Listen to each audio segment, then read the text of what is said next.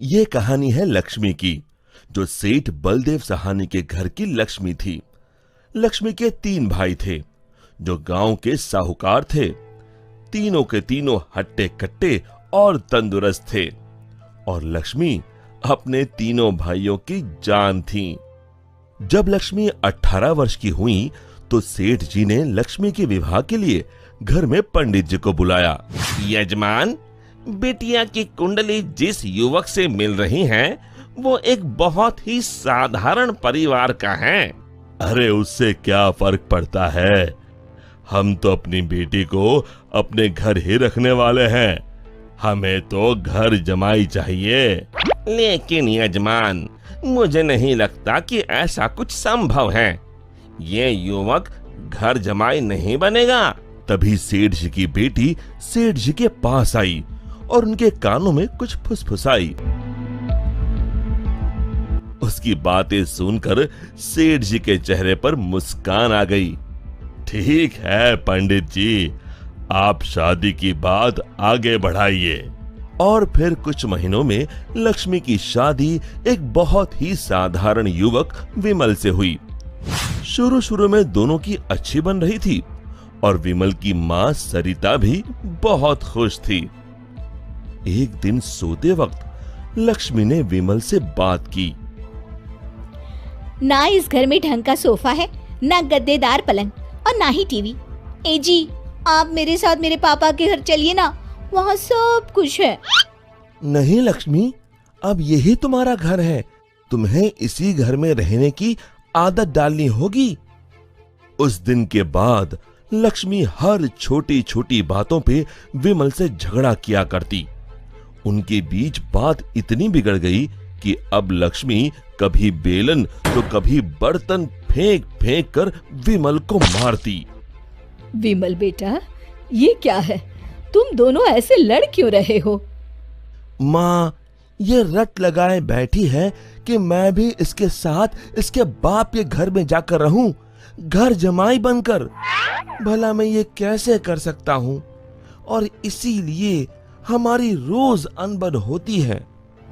एक काम कर, तू उसे अच्छे से समझा कि अब यही उसका घर है।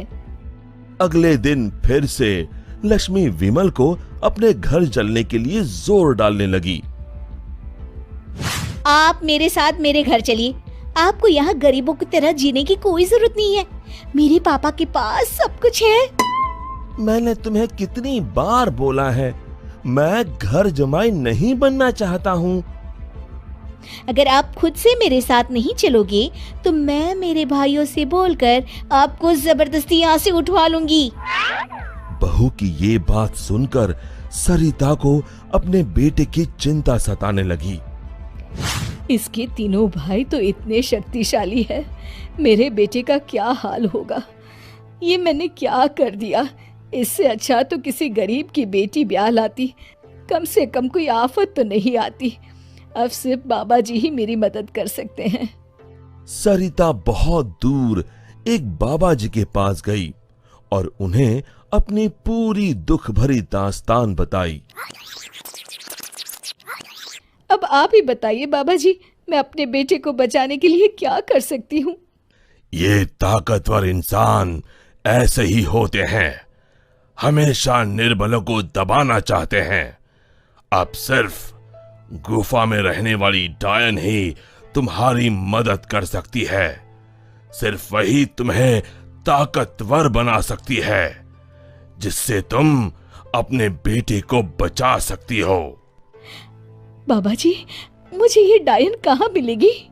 वो उत्तरी दिशा में मिलेगी, लेकिन उससे मिलने से तुम्हारे प्राण भी संकट में आ सकते हैं। अपनी बेटी की जान बचाने के लिए मैं कुछ भी कर सकती हूँ। सरिता उत्तरी दिशा में निकल पड़ी और गुफा तक पहुंचते पहुंचते उसे रात हो गई। कोई है यहाँ?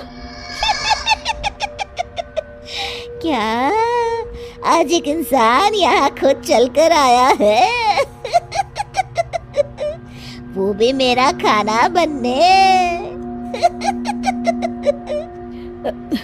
मैं आपसे मिलने आई हूँ। मिलने? मुझसे? हाँ। वो भी खुद चल के?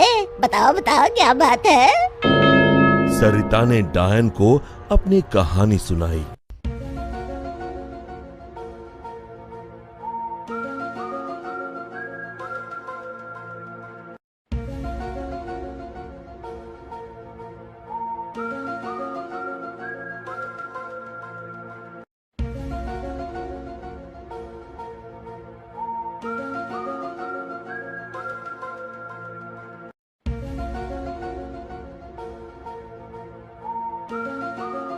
उपाय तो है लेकिन बहुत कठिन है। मैं अपने बेटे को बचाने के लिए कुछ भी कर लूंगी। तुम्हें मेरा श्राप अपने ऊपर लेना होगा, जिससे मेरी सारी शक्तियाँ तुम में आ जाएंगी। तब मैं आजाद हो जाऊंगी और तुम डायन बनके यहीं गुफा में रहोगी और ना ही सूरज की रोशनी में निकल सकोगी बाहर, क्योंकि डायन की शक्तियाँ सिर्फ रात को ही काम करती हैं। क्या तुम्हें ये मंजूर है? विमल को बचाने के लिए अगर मुझे डायन भी बनना पड़े तो मंजूर है। डायन ने कुछ जादू किया और डायन की सारी शक्तियां सरिता में चली गईं और अब डायन आजाद होकर एक औरत बन गई और सरिता डायन बन गई। यहां पूरा दिन हो गया था। विमल ने गांव में जाकर मां को ढूंढा, लेकिन मां कहीं नहीं मिली। रात को वो घर पहुंचा तभी लक्ष्मी उस पर बरस गई। ये सब सरिता अपनी शक्तियों से देख रही थी और उसी समय सरिता डायन के रूप में वहां पहुंची। सरिता को डायन के रूप में देखकर उसके पैरों से मानो जमीन खिसक गई। सरिता जोर जोर से हंसने लगी।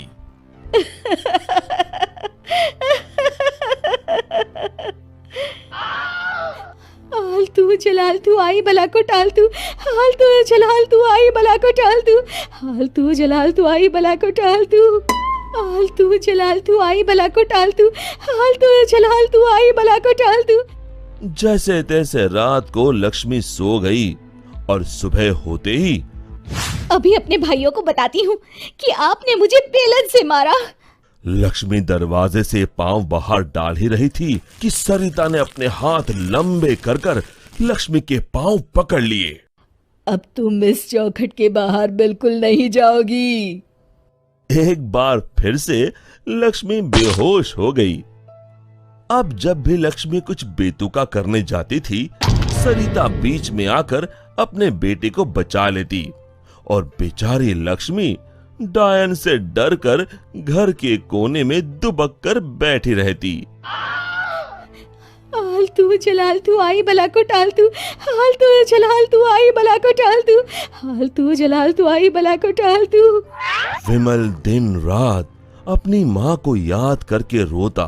तू कहाँ है माँ? कहाँ चली गई मुझे छोड़ के?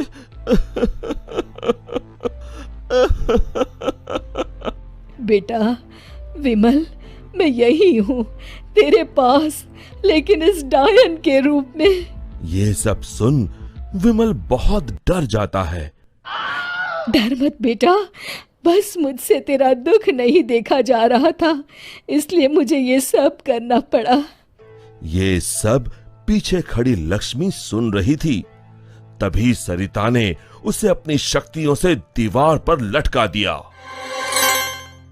जा रही हूँ, मगर एक बात समझ ले, मेरे बेटे को परेशान करने की भी तूने या तेरे घर वालों ने सोची तो मैं यहाँ फिर आ जाऊंगी। जी जी जी माँ जी। तभी तो कहते हैं माँ से बढ़कर दुनिया में कुछ नहीं। माँ एक वरदान है जो अपने बच्चों के लिए कुछ भी कर सकती है। दोस्तों, हमें उम्मीद है कि आपको हमारी ये कहानी पसंद आई होगी। कृपया हमारे चैनल को सब्सक्राइब करें और सभी अपडेट्स के लिए बेल आइकन जरूर दबाएं। और हाँ, वीडियो लाइक और शेयर करना मत भूलिएगा। Bye bye.